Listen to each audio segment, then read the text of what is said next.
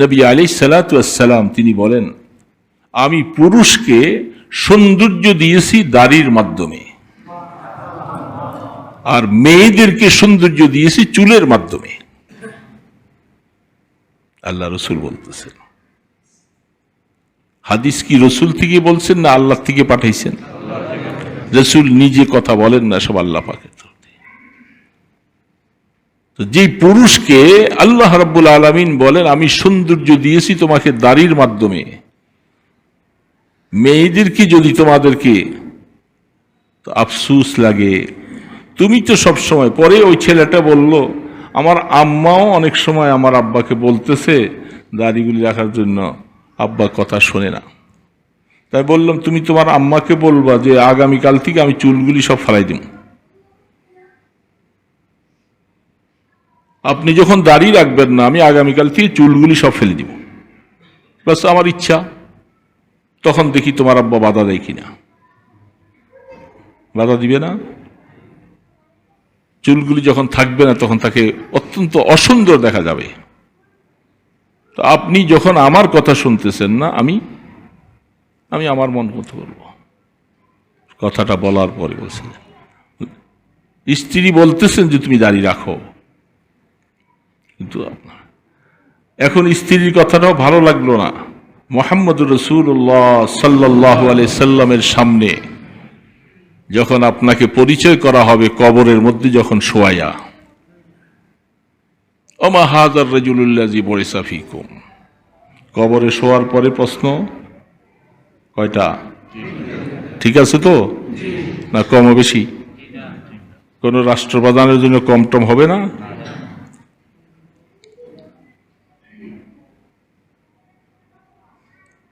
কোন পিশাবের জন্য কি কম হবে? সবার জন্য সমান। তিনটা প্রশ্ন হবে, চাইছে আপনি আলেম হন আর ফাজেল হন, রাষ্ট্রপ্রধান হন আর যাই কিছু করেন, প্রশ্ন তিনটা অনিবার্য, তৈয়ার হয়ে যায়। এই প্রশ্ন তিনটা কবরের মধ্যে হওয়ার পরে একটা প্রশ্ন তো আসবে, মার রব্বুকা, রব কে ছিল? কাকে আল্লাহ মানছি? কার কথা মতো আমার হায়াত কাটাইছি? আমার রাজনৈতিক নেতার কথায়, আমার বিবির কথায়, না আমার বাবার কথায়, না সমাজের কোনো নেতার কথায়? কার কথায় আমি আমার হায়াত কাটাইছি? এই জন্য প্রশ্ন করা হবে রব সম্পর্কে। আমার রব, যদি দুনিয়ার হায়াত যদি ওই সেইভাবে চলি, প্রশ্ন দেওয়ার কোনো ক্ষমতা আসবে না সেদিন। খোদার কসম, জবাব দেওয়ার সুযোগ আসবে না সেদিন। দুই নম্বর প্রশ্ন আসবে, ওমা দীনুকা, তুমি কি ইহুদি ছিলা, না তুমি মুশরিক ছিলা, না তুমি কাফের ছিলা? কোন ধর্মের অবলম্বী ছিলা? মুসলমান না হলে জবাব দেওয়া যাবে না। তিন নম্বর প্রশ্ন করবে, হাদিসের মধ্যে আল্লাহ রসুলের চেহারাটা খুলে দেয়, ওমা হাযার রাজুলুল্লাযী বুইসা, যে রসুল তোমাদের কাছে পাঠানো হয়েছে দেখো তো চিনো কিনা। কেমনি চিনা হবে? রসুল দেখে বলবে তুমি তো আমার উম্মত না, আমার উম্মতের চেহারা ভেষ তোমার কাছে নাই, আমার উম্মতের ভেষ নাই তোমার কাছে।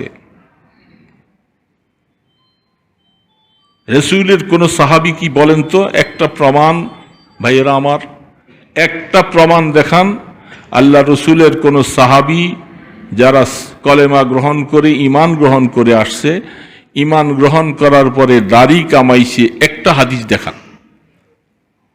আমি কান কাইটে এখান থেকে বেরিয়ে যাব। একটা হাদিস দেখান যে রসুলের সাহাবী ঈমান গ্রহণ করার পরে দাড়ি কামাইছে। একজন সাহাবীও পাবেন না, একজন।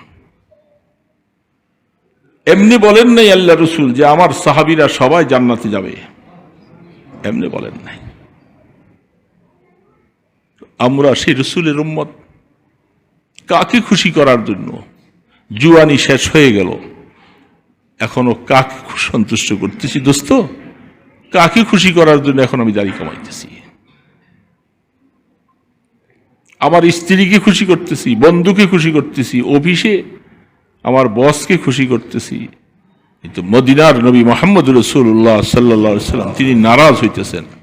প্রতি সপ্তাহে 2 বার, সোমবার আর শুক্রবার আমাদের উম্মতের আমলগুলি মদিনাতে পৌঁছানো হয়। আপনার আমার আমল দেখে রাসূল আফসুস করেন। মদিনাওয়ালা যদি আমার আমলের উপরে আফসুস করেন, আমার নাজাতের ব্যবস্থা কি হবে? দোস্ত, আমি কি করে নাজাত পাব? আমি কাকে খুশি করতেছি? এই জন্য দোস্ত, কবরের চিন্তা যদি কারো মনে থাকে, সে আর এই ভুল করতে পারে না। হাদিস শরীফ খুলে দেখেন, বুখারীতে রওয়ায়াত আছে, 2টা আমল এমন আছে সে ঘুমাইলেও তার আমলনামায় গুনাহ লেখা হয়। নামাজ পড়তে দাঁড়াইছেন, এখন তো কোনো গুনার কাজ নেই, এখনো আপনাকে ফেরেশতারা আপনার আমলনামায় গুনাহ লিখবেন। সেই 2টা কাজ, একটা হলো যারা দাড়ি কামায়, দাড়ি কামানোওয়ালাদেরকে ফাসেক বলা হয়। অমাইয়ু আক্কের ফাসেক, যে ফাসেককে ইজ্জত করে, ইস্তাজ্জা আরশুর রহমান, আল্লাহ পাকের আরশ কাঁপতে থাকে যে ফাসেককে কেন সম্মান করলা, ফাসেককে কেন সালাম দিলা? সে সম্মান পাওয়ার উপযুক্ত না, কারণ সে গুনাহ কবিরা করতেছে দৈনিক। এই গুনাহ কবিরা নিয়ে আপনি ঘুমাই আসেন, আগামীকালও আবার শেভ করার নিয়ত নিয়ে আসেন, যার কারণে দাড়ি রাখার নিয়ত নাই, আপনি ঘুমাই আসেন, আমল নামায় গুনাহ লেখা হচ্ছে। যেহেতু কোন গুনাহ থেকে যদি আপনি তওবা না করেন যে আমি আর করব না, ততক্ষণ পর্যন্ত গুনাহই লেখা হবে। এই গুনাহটার উম্মতেরা, রাসূলের উম্মতেরা, হাজারো হাজারো লক্ষ লক্ষ মানুষ এই গুনার মধ্যে জড়িয়ে আছি। আল্লাহ রসুলের কথা কারো ভালো লাগে না, দাড়ি কামাই দিচ্ছি, কি ফায়দা, লাভটা কি? দোস্ত, কি লাভ? চোখের জ্যোতি কমে যায় সবসময় যারা এইভাবে দাড়ি করে, চোখের জ্যোতি চলে যায়, কিন্তু ফায়দা পাইতেছি না। কবরে যখন রাখা হবে, কি বলা হচ্ছে? বিসমিল্লাহি ওয়ালা মিল্লাতি রাসূলিল্লাহ, রাসূলের ধর্মের উপরে আমি একটি সাহিত্য করলাম। রাসূলের ধর্মের মধ্যে ছিল দাড়ি কামানো। কি বলেন? একটা ধোকার কথা বলা হলো না? এই লাশটাকে যখন কবরে রাখছি, আমি তো ধোকার কথা বলতেছি। আল্লাহ রসুল, ফেরেশতারা বলে ধোকাবাজ কোথাকার, আল্লাহ নাফরমান বানাইয়া কবরে রাখলা, আর তোমরা বলতেছো বিসমিল্লাহি ওয়া আলা মিল্লাতি রাসূল। খবরদার, আল্লাহর রসুলের সাথে ধোকাবাজি করো না, পানিশমেন্ট হয়ে যাবে। দোস্ত, আপনি বহুত কিছু করেন, তাহাজ্জুদ পড়েন, আওয়াবিন পড়েন, কিন্তু এই গুনাহটা কোথায় যাবে? যেটা কবিরা গুনাহ, সব সময় লেখা হচ্ছে। এই গুনাহটার থেকে বাঁচবেন কি করে? এখনো সময় আছে, ফিরে আসেন, আল্লাহর কাছে তওবা করেন যে আল্লাহ, আর নয়, যা করছি বুঝি নাই, তুমি আমাকে মাফ করে দাও। চোখের পানি ছেড়ে আল্লাহর কাছে কান্দো যে ভুলে আছি। মওতের সময় কমপক্ষে ঈমান নিয়ে মরো। দোস্ত, আল্লাহ পাক যদি নাফরমান হিসাবে আখ্যায়িত করে, পৃথিবীর কে আপনাকে ঈমান দিয়ে কবরে নিবে? কার ক্ষমতা আছে? রহমতে দো আলম, আজকে আমি আমার আলোচনার মধ্যে আনছিলাম, রাসূল যখন দুনিয়ার থেকে শেষ বিদায় নিচ্ছেন, এই রজব মাসের শেষ অবস্থায় অসুস্থ হয়ে গেলেন। আম্মা জান আয়েশা সিদ্দিকা রাদিয়াল্লাহু তাআলা আনহা বলেন, বুখারীতে হাদিস, মুসলিম শরীফ হাদিস, রাসূল বলতেছিলেন, লা ইলাহা ইল্লাল্লাহ ইন্না লিল মাউতি লাসাকরাত, লা ইলাহা ইল্লাল্লাহ ইন্না লিল মাউতি লাসাকরাত। রাসূল বারবার বলতেছে, মৃত্যুর যন্ত্রণা। রহমতে দো আলম বলতেছেন, আম্মা জান আয়েশা বলেন, রাসূল বারবার বলতেছে, মৃত্যুর যন্ত্রণা। দোস্ত, কি কত বড় বাহাদুর হইছো তুমি, কত বড় বাহাদুর হইছো। মৃত্যু কাকে বলে? মৃত্যু কি জিনিস বুঝলাম না। বুঝলাম না, রহমতে দো আলম আল্লাহর বন্ধু তিনি পর্যন্ত বলেন মৃত্যু সাকরাত এটা কঠিন মাসলা। রসুলকে কেন দিচ্ছেন এটার জন্য অনেক মাসালা, অনেক ব্যাপার আছে, লম্বা আলোচনার বিষয়। আমার আর আপনার অবস্থা, আমরা যখন শুয়ে যাব তখন আমাদের অবস্থাটা কি হবে? ওই সময় দোস্ত কি হবে? আমি কাকে খুশি করব ওই সময়? কাকে খুশি করব? যখন রসুলকে দেখানো হবে আর আমার চেহারার মধ্যে দাঁড়িয়ে নেই, আমি রসুলের উম্মত বলে শুয়েছি বিসমিল্লাহ আলা মিল্লাত রাসূল। ফেরেশতার যা আমালাকান ফাইয়াজ লিসানিহি, দুইজন ফেরেশতা কবরে আসবে, মুর্দারকে শোয়াইবার সাথে সাথে কাফনটার মুখটা খুলে ফেলবে, খুলে মুর্দারকে রূহ দেওয়া হবে এবং তাকে বসাবে। এই বসাইয়া তখন তাকে 3টা সুয়াল করা হবে। ফাইয়াজ লিসানিহি, সেই সময় ফেরেশতা কি দেখবে? আমাকে মুহাম্মদুর রাসূলুল্লাহর সুরত দেখবে, না আমাকে রসুলের সুরতের বিপরীত দেখবে? আল্লাহ রসুল কি দাড়িওয়ালা ছিলেন? বলেন, কোন নবী কোন রসুল দাড়ি ছাড়া একজনও? আর আমাদের নবীজির দাড়ি। আমাকে যখন ফেরেশতারা প্রশ্ন করতে আসবে, তখন আমাকে যখন দাড়িবিহীন দেখবে, আমি রসুলের উম্মত বলে পরিষ্কার কি করে বোঝা যাবে দোস্ত? কি করে বোঝা যাবে?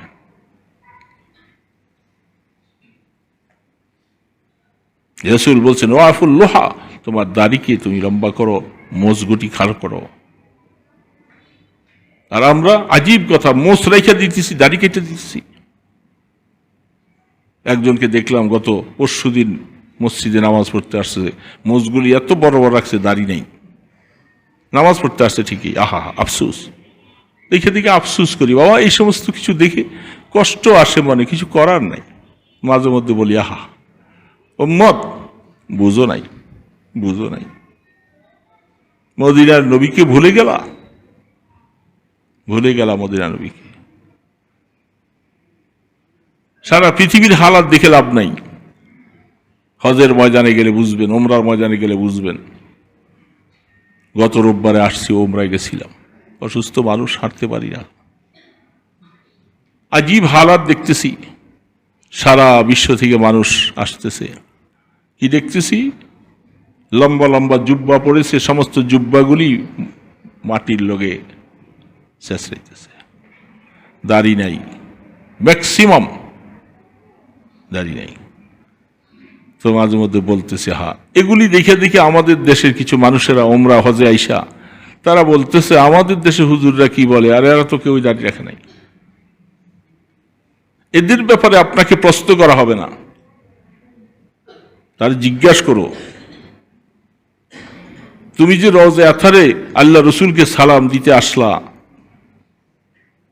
রসুল রওজে আথারে জিন্দা, হায়াতুন নবী, তিনি জিন্দা। কিভাবে জিন্দা? এটা হাদিসের মধ্যে বর্ণনা আছে, আল্লাহ পাক জানেন। এবং হাদিসে আসছেন আল আম্বিয়া ফিল কবুর হাইয়ুন, সমস্ত নবীরা কবরের মধ্যে জিন্দা। ইউসাল্লুন, তারা নামাজ পড়েন, তাদেরকে রিজিক দেওয়া হয়। তা আপনি যে আল্লাহ রসুলের রওজার সামনে, কবর মোবারকের সামনে যে সালাম দিলেন, আপনার চেহারাটায় কি আছে?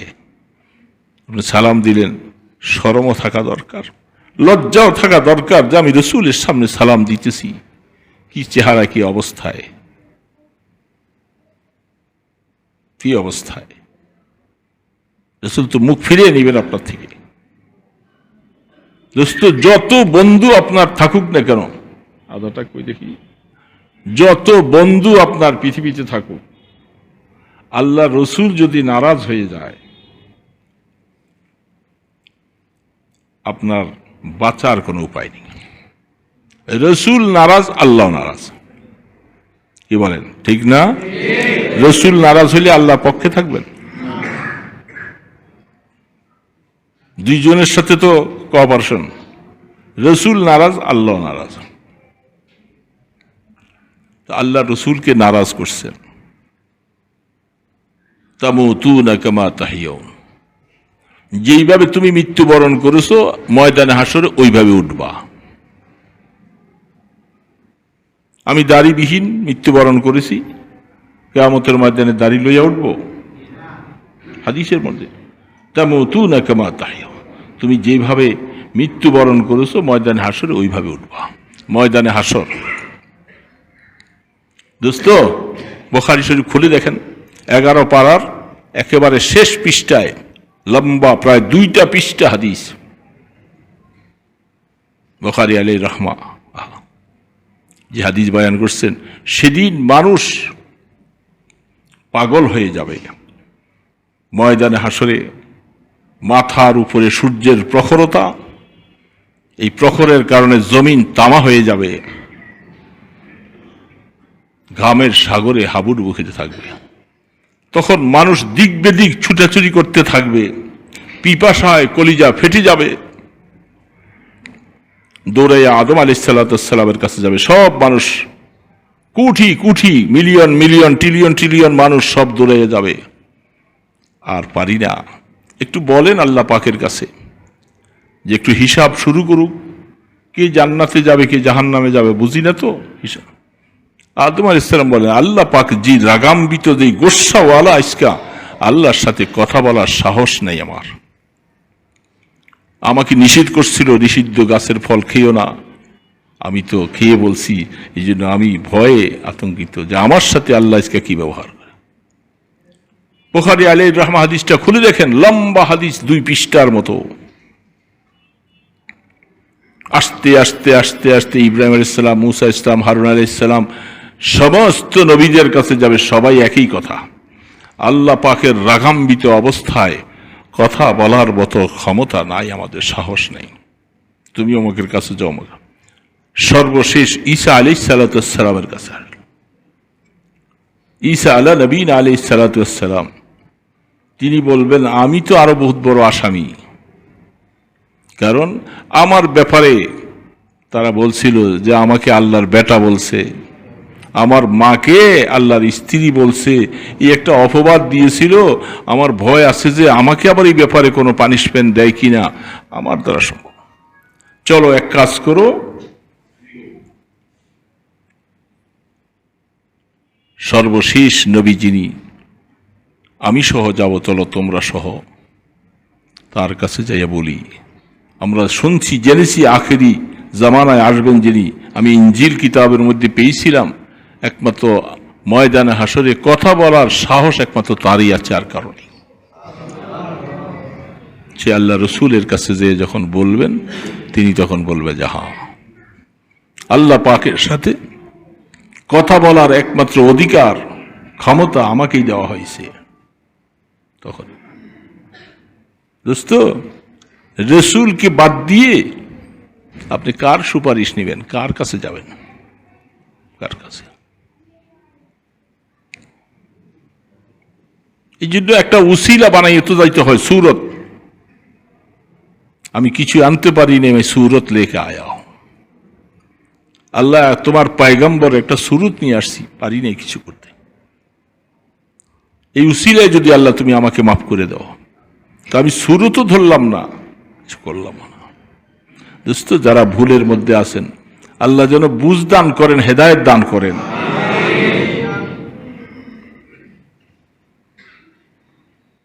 এই জন্য ছোট্ট আয়াত পড়েছিলাম, ইন্নাল্লাযীনা ক্বালু রাব্বুনাল্লাহ।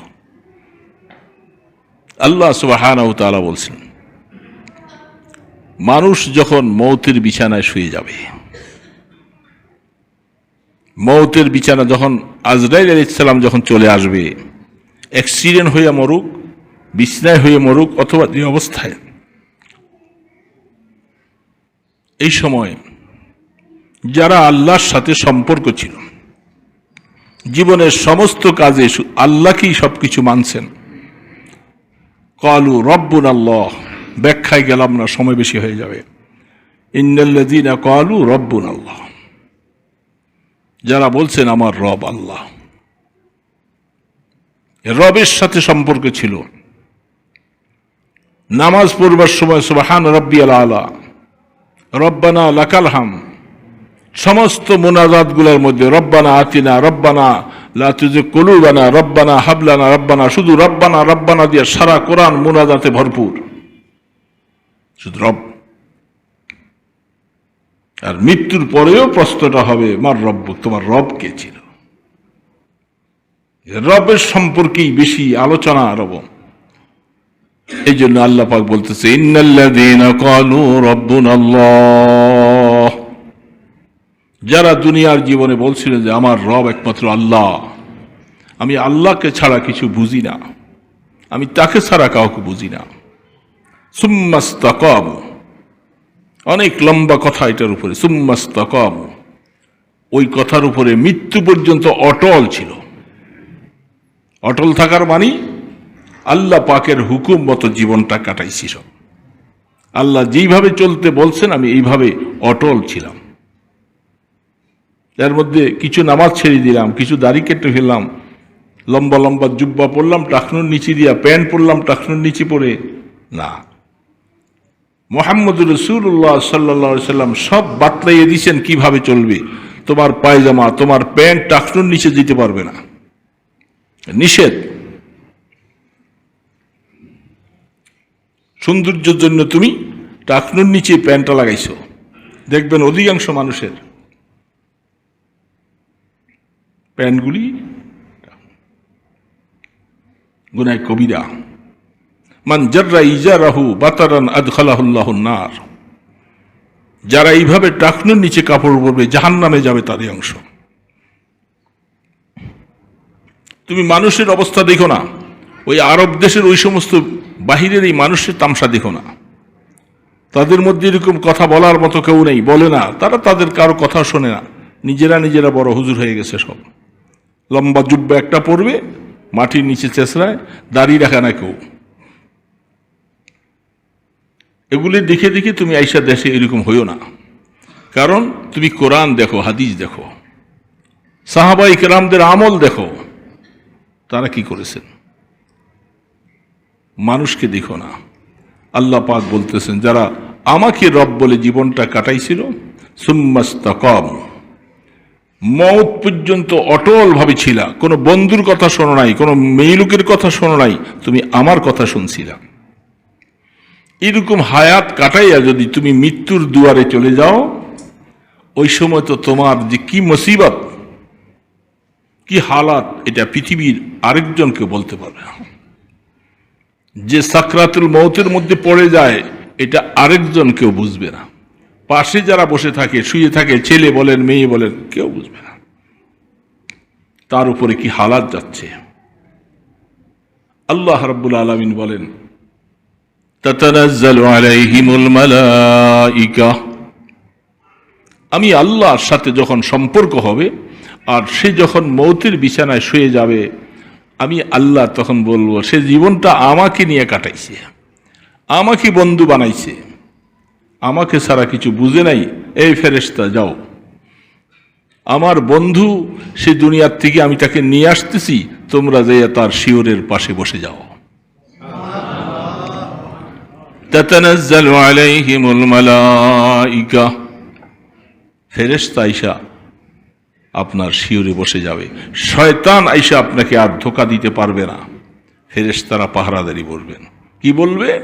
আল্লাহ তাখাফু ওয়ালা তাহজানু, হে আল্লাহর বান্দা, আল্লাহর দোস্ত, পিছনে কিছু ভুল ত্রুটি করেছো, তোমার ভয় লাগতেছে, হায় এই ভুল ত্রুটিগুলি মাপ না করাইয়া কবরে গেলে কি হবে, কি হবে, সামনে যাওয়ার পরে আমার সাথে কি ব্যবহার হবে, কলিজা থরথর করে কাঁপতেছে ভিতরে, হায় এখন দুনিয়ার সব কিছু অন্ধকার মনে হচ্ছে, কোথায় বাড়ি গাড়ি, ছেলে মেয়ে, বিল্ডিং অট্টালিকা, এগুলি কিছু নাই, শুধু ভয় হচ্ছে যে মওতের পরে।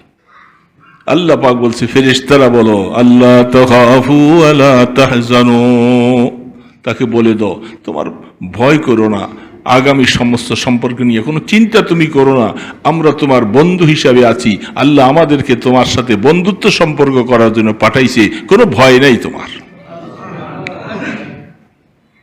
বুঝতো?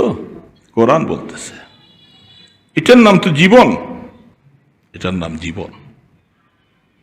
এই জীবন যদি আমরা করতে পারি, আল্লাহকে খুশি করব, এতে আমার স্ত্রী নারাজ হোক, আমার বন্ধু নারাজ হোক, আমার কলিগ নারাজ হোক, আমার বস নারাজ হোক, এতে আমার কি আসে যায়? আমার তো দেখতে হবে যে আমি আমার আল্লাহকে রাজি করতে পারলাম কিনা। কোরআনের মধ্যে বিভিন্ন আয়াত আছে, ওইদিকে আর বলবো না। আল্লাহ সুবহানাহু ওয়া তাআলাকে রাজি করতে পারা, এটি হলো আমার জীবনের কাম্য।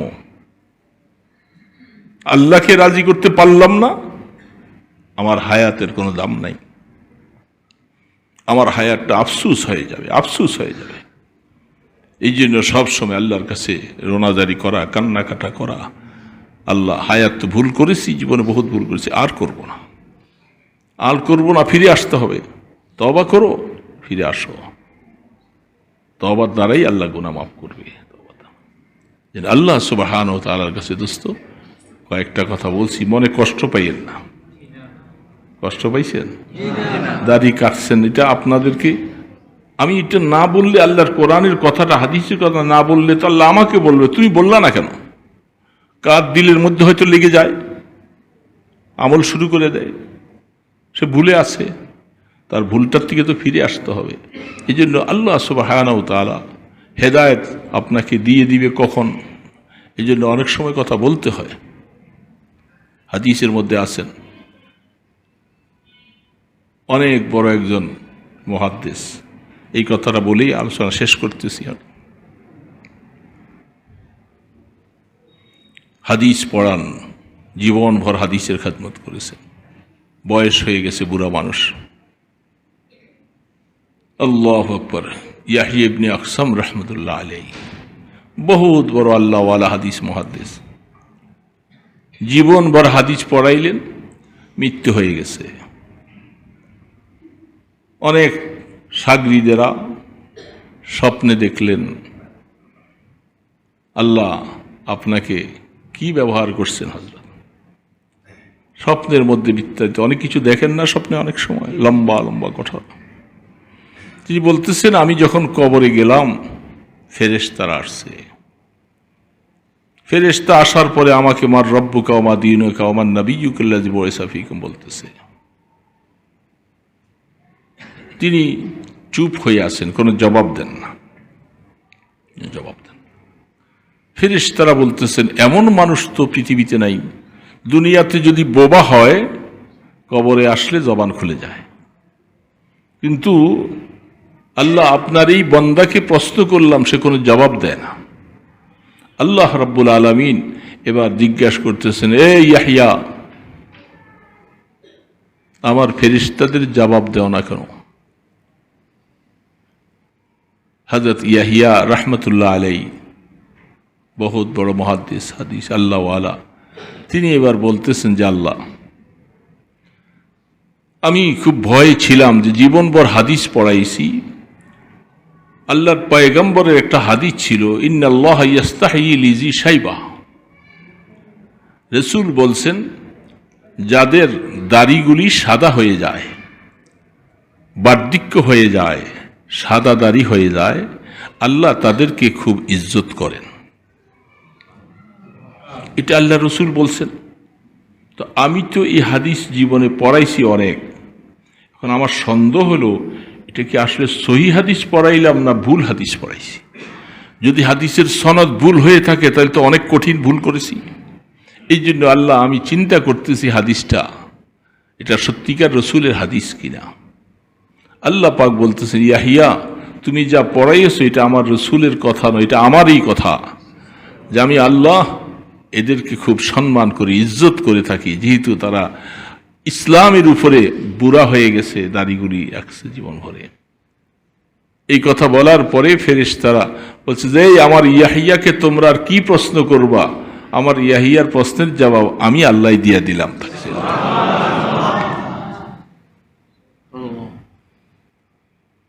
দোস্ত, ইসলামের উপরে বুড়া হও, দাড়িগুলি নিয়ে বুড়া হও, দাড়িগুলি নিয়ে বুড়া হও। কবরে যাওয়ার পরে হয়তো একটু ইজ্জত পাইবা, সম্মান পাইবা রাসূলের ঘোষণা অনুযায়ী। অনেক অনেক জুয়ানদেরকে মাঝে মধ্যে বলি, অনেক জুয়ানরা আছে আলহামদুলিল্লাহ, যে তোমাদের জীবনে এটা সবচেয়ে বড় একটা আমল, এই বয়সে তোমরা আলহামদুলিল্লাহ দাড়ি রাখছো, কষ্ট, সামাজিক কষ্ট, কত কিছু কত কিছু, ধৈর্য ধারণ করে থাকো, এর বিনিময়ে আল্লাহ তোমাদেরকে জান্নাত দিয়ে দিবে ইনশাআল্লাহ। দোস্ত, বেশি আমল লাগান, হয়তো আল্লাহর কাছে পছন্দ একটা আমল হয়ে গেছে, বাস পার করে দিও।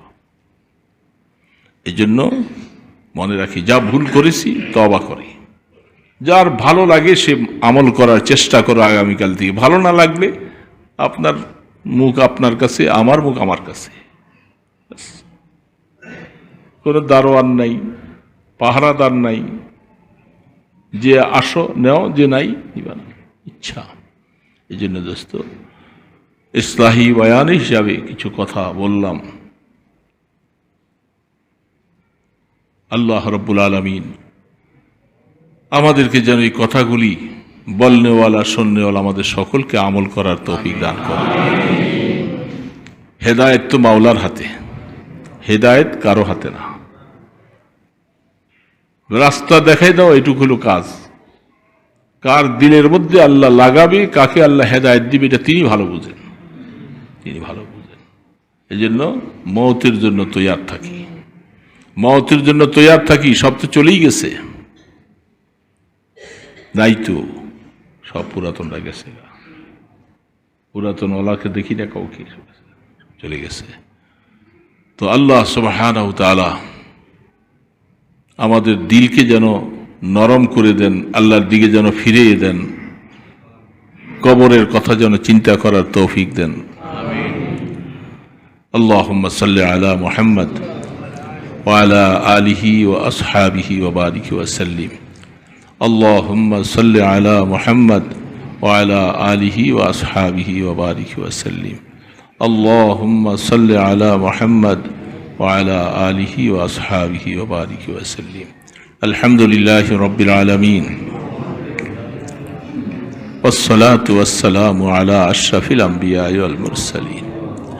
ইয়া হাইয়্যু ইয়া কাইয়্যুম, ইয়া হাইয়্যু ইয়া কাইয়্যুম, ইয়া হাইয়্যু ইয়া কাইয়্যুম, ইয়া রহমানু ইয়া রহিম, ইয়া যাল কুওয়াতিল মাতিন, ইয়া রাহিমাল মাসাকিন, ইয়া আরহামার রাহিমিন।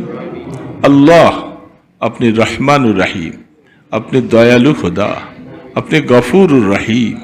আল্লাহ, আমরা আপনার এই নামগুলি ধরে আপনাকে ডাকতেছি। আল্লাহ, আমরা গুনার বোঝা নিয়ে হাত তুলেছি। আল্লাহ, জীবনে বহু অপরাধ করেছি মাওলা, আপনার সাথে কত হুকুম লঙ্ঘন করেছি মাওলা। আমরা সবাই কবরের যাত্রী মাওলা, কত মানুষকে জীবনে মাটিতে শোয়াই দিয়ে আসছি। আল্লাহ, আমাদের ছোট, আমাদের বড়, আমাদের সমবয়সী, আল্লাহ সবাই চলে গেছেন অনেকে। আল্লাহ, এখন আমাদের পালা, কখন ডাক আসবে জানি না মাওলা। কি দিয়ে কবরে যাব মাওলা? কবরের সামান কিছু তৈরি করতে পারি, এই বাড়ি গাড়ি সব পড়ে থাকবে মাওলা। আল্লাহ, মৃত্যু হলে আর গাড়িতে উঠাবে না, এই ঘরের মধ্যে আর নিবে না, বাহিরে খাটের মধ্যে রাইখা আমাকে বাহিরে রেখে দিবে। খাটের জায়গা খাট পড়ে থাকবে। আল্লাহ, এত কষ্ট করে ভারী গন্ধ আল্লাহ করলাম, মৃত্যুর পরে সাথে সাথে বাহির করে দেয়, বলে আর রাখা যাবে না ঘরের মধ্যে। আমি কার জন্য এই ঘর বাড়ি বানাইছি আল্লাহ আমি বুঝি নাই মাওলা। মাওলা, তোমার সাথে মহব্বত করার দরকার ছিল মাওলা, তোমাকে আপন বানানোর দরকার ছিল মাওলা।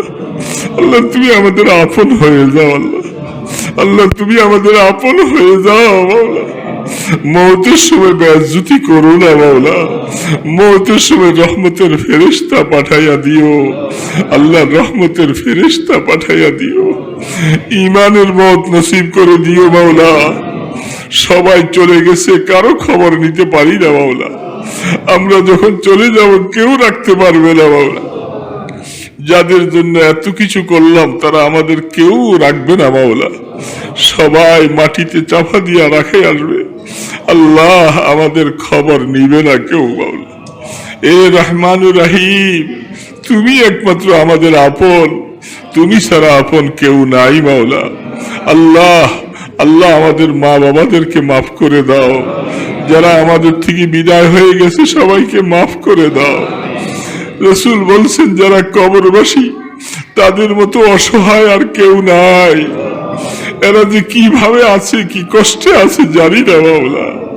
মাওলা আমাদের আব্বা আমাকে মাফ করে দাও, আমাদের ভাই বন্ধু সবাইকে মাফ করে দাও আল্লাহ, ছেলে মেয়েদেরকে মাফ করে দাও আল্লাহ, আমাদেরকে মাফ করে দাও, আমাদেরকে বান্দা হিসাবে কবুল করো আল্লাহ, গোলাম হিসাবে কবুল করো।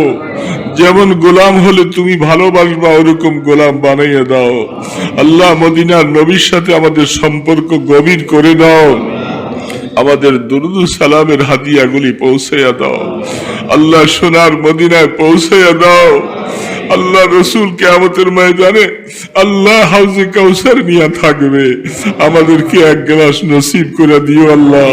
আল্লাহ সেদিন আমাদেরকে সোহকান সোহকান বলে তাড়াইয়া দিও না আল্লাহ, তোমার বন্ধুর থেকে আমাদেরকে সরাই দিও না আল্লাহ। আল্লাহ নবীজির উম্মত হিসাবে আমাদেরকে কবুল করে দাও আল্লাহ। যে সমস্ত ভাইয়েরা আমরা ভুলের মধ্যে পড়ে আছি আমাদেরকে হেদায়েত দিয়ে দাও আল্লাহ। দিলের মালিক তুমি, হেদায়েত দিয়ে দাও আল্লাহ। আল্লাহ তুমি হেদায়েত দিয়ে দাও মাওলা, আল্লাহ তুমি হেদায়েত দিয়ে দাও মাওলা। আল্লাহ মেহেরবানি করে আল্লাহ আমাদের দরখাস্তগুলি কবুল করো। সাল্লাল্লাহু তাআলা আলা খায়রি খালকিহি মুহাম্মাদিন ওয়া আলা আলিহি ওয়া আসহাবিহি আজমাইন বিরহমাতিকা ইয়া আরহামার রাহিম। এটা টিস্যু দেন দেখি।